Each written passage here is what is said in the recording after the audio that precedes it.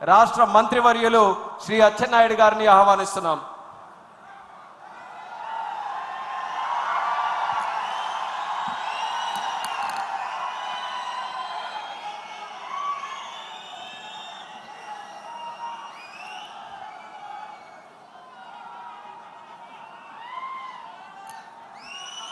మనందరి అభిమాన నాయకుడు, జాతీయ పార్టీ అధ్యక్షులు, గౌరవ ముఖ్యమంత్రి గారు శ్రీ నారా చంద్రబాబు నాయుడు గారికి, యువనేత, తెలుగుదేశం పార్టీ భవిష్యత్తు నేత,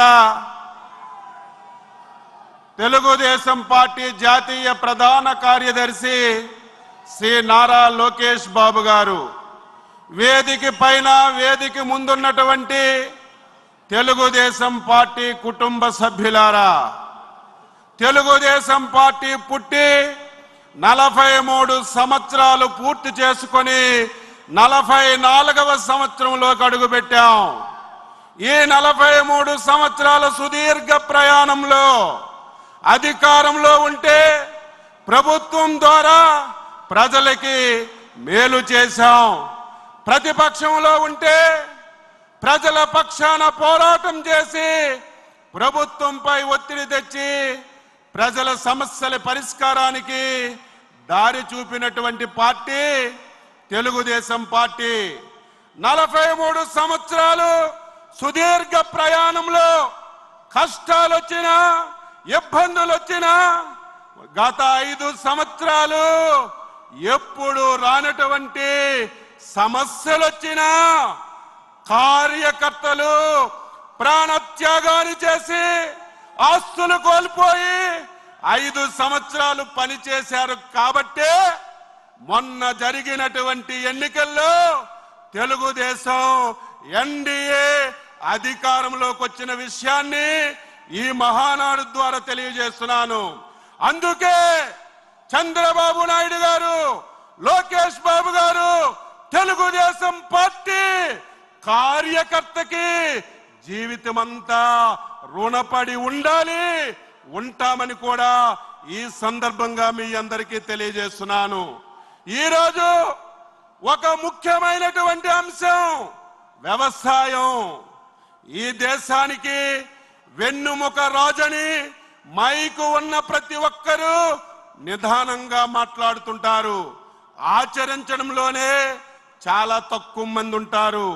ఈరోజు వ్యవసాయాన్ని అత్యంత ప్రాధాన్యతగా తీసుకొని మళ్ళీ ఈ రాష్ట్రంలో వ్యవసాయాన్ని లాభసాటిగా చేయాలి, రైతే రాజుగా తయాలని మీరిచ్చినటువంటి అధికారాన్ని సంవత్సర కాలంగా ఏ విధంగా చేస్తున్నామో మీ అందరికీ ఒక సందర్భంలో తెలియజేస్తున్నాను.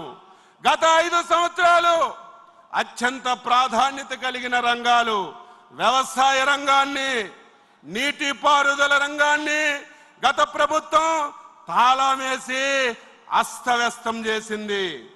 మేము అధికారంలోకి వచ్చిన తర్వాత వ్యవసాయాన్ని లాభసాటిగా చేయాలి. గత ప్రభుత్వం రైతుకి గిట్టుబాటు ధర లేదు, పండిన పంట కొన్నటువంటి నాదులు లేడు, కొంటే 5 మాసాలు 6 మాసాలు డబ్బులు ఇచ్చినటువంటి పరిస్థితి లేదు.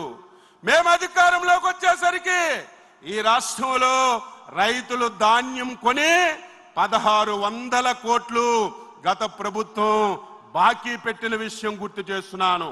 మేము వచ్చిన తర్వాత 1600 కోట్ల అప్పు తీర్చడమే కాదు, గత సంవత్సరం ఖరీఫ్ గాని రబీ గాని ఒక్క ధాన్యం గింజ కూడా ఎక్కడ కూడా లేకుండా ప్రభుత్వమే కొని 24 గంటల్లో రైతు అకౌంట్ లో డబ్బులేసి రికార్డు సృష్టించినటువంటి ప్రభుత్వం ఎన్డీఏ ప్రభుత్వం, మన నాయకుడు చంద్రబాబు నాయుడు గారని ఈ సందర్భంగా తెలియజేస్తున్నాను.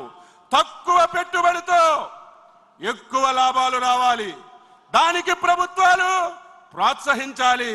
గత 5 సంవత్సరాలు మట్టి నమూనాలు తీసిన సందర్భాలు లేవు, సాయిల్ టెస్టింగ్ లేదు, ఒక యంత్ర పరికరం లేదు, ఒక స్ప్రింక్లర్ లేదు, ఒక డ్రిప్ లేదు, సకాలంలో ఎరువులు లేవు, విత్తనాలు లేవు, ఇన్సూరెన్స్ లేదు.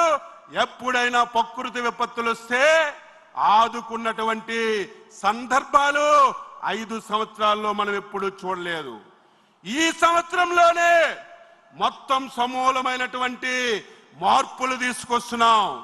వ్యవసాయం అంటే ప్రతి ఒక్కరూ వరి మీదే ఆధారపడుతున్నాం, కానీ దానివల్ల రైతుకు మేలు జరగడం లేదు.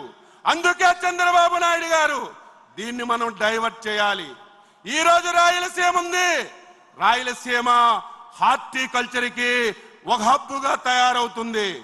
ఈ రోజు రాష్ట్రంలో 24 పంటలు 11 క్లస్టర్లుగా తయారు చేశాం. అందులో రాయలసీమలో 9 పంటల్ని ప్రాధాన్యతగా తీసుకొని రేపు భవిష్యత్తులో ఇక్కడ హార్టికల్చర్ని అభివృద్ధి చేయాలని ప్రయత్నం చేస్తున్నాం. రైతుకి యంత్ర పరికరాలు మళ్ళీ చంద్రబాబు నాయకత్వంలో ప్రారంభించాం. ఈ రోజు రాయలసీమ ఉంది, నీరు తక్కువగా వస్తుంది. ఆ రోజు చంద్రబాబు నాయుడు గారు రాయలసీమలో ఇరిగేషన్ రావాలంటే స్ప్రింక్లర్లు, డ్రిప్పులు ఉండాలి, అవి కూడా 90% సబ్సిడీతో ఇవ్వాలని ఆ రోజు నిర్ణయం చేసి మనందరికీ అందించారు. 5 సంవత్సరాలు స్ప్రింక్లర్ లేదు, డ్రిప్పు లేదు. మళ్ళీ మనం వచ్చాం. 9 మాసాల్లోనే స్ప్రింక్లర్లు, డ్రిప్పు 90% సబ్సిడీతో ఇచ్చాం.